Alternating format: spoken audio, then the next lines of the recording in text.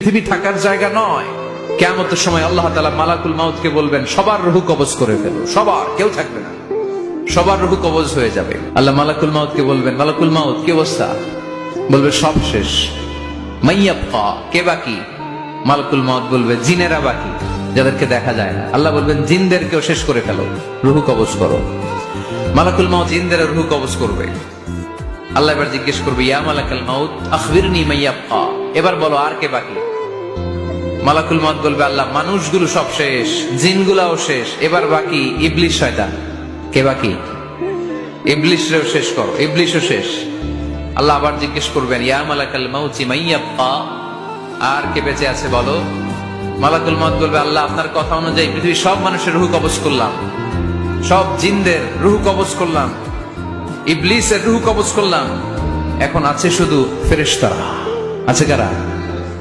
যাও ফেরেশতাদের রূহ কবজ করো, ফেরেশতাদের রূহ কবজ হয়ে যাবে।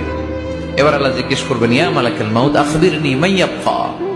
মালাকুল মাউত বলবে, আল্লাহ আপনার কথা মতো ধরে ধরে সব শেষ, ফেরেশতাও শেষ, চারজন ছাড়া। কয়জন ছাড়া? জোরে বলেন, কয়জন ছাড়া? ইসরাফিল, জিব্রাইল, মিকাইল, আজরাইল। আল্লাহ এই চারজন আমরা বাকি। আল্লাহ বলবে, যাও ইযহাব ইনতালিক ইলা জিবরিল ওয়াকবাদ রূহা, জিব্রাইলের রূহ কবজ করো।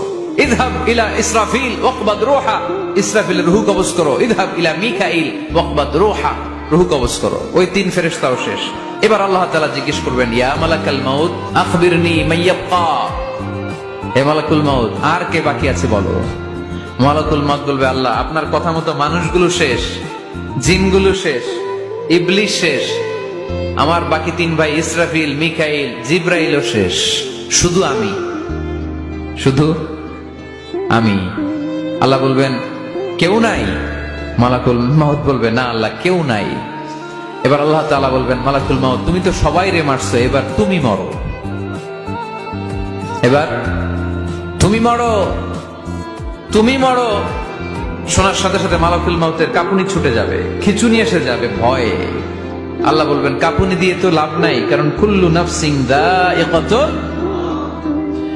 রব্বুল আলামিন বলবেন, মালাকুল মাউত কেঁদো না, এটাই দুনিয়ার বিধান, আমি আল্লাহর দেয়া বিধান, এটাই, জন্মালেই মরতে হয়। যাও, জান্নাত জাহান্নামের মাঝখানে একটা জায়গা আছে, জায়গাটার নাম হলো আরাফ। এই আরাফের মধ্যখানে যে দাঁড়াও, ওখানে যে মালাকুল মাউত কাঁপতে থাকবে। মালাকুল মাউত বলবে, আল্লাহ সৃষ্টির শুরুতে যদি জানতাম, সৃষ্টির শুরুতে যদি জানতাম সবাইকে মৃত্যুদান করার পরে, রূহ কবজ করার পরে আমাকেও মরতে হবে, তাহলে এই কঠিন দায়িত্বের ব্যাপারে আপনার কাছে ক্ষমা চাইতাম। আজকে আমারও যে ভাগ্য বরণ করে নিতে হবে সৃষ্টির শুরুতে, আমি এটা কল্পনাই করতে পারিনি। আল্লাহ বলবেন, নট অফ মুত, ইয়া মালাকুল মাউত মর, মরে যা, মুত, মরে যাও। বলার সাথে সাথে মালাকুল মাউত এক বিকট চিৎকার হাঁকিয়ে মরে যাবে। মালাকুল মাউতের চিৎকারটা সেদিন এত ভয়ঙ্কর হবে, বিষ্ণু ঈসা ইসলাম বলেন, ওই চিৎকারের আওয়াজ যদি পৃথিবীর মানুষেরা কান দিয়ে শুনতে পেত, তাহলে কিয়ামত সংঘটিত হওয়ার জন্য আলাদা করে ইসরাফিলের সিঙ্গার প্রয়োজন হতো না। ওই চিৎকারের আওয়াজে প্রতিটা মানুষ কানের পর্দা ফেটে ওই জায়গায় লাশ হয়ে পড়ে যেত।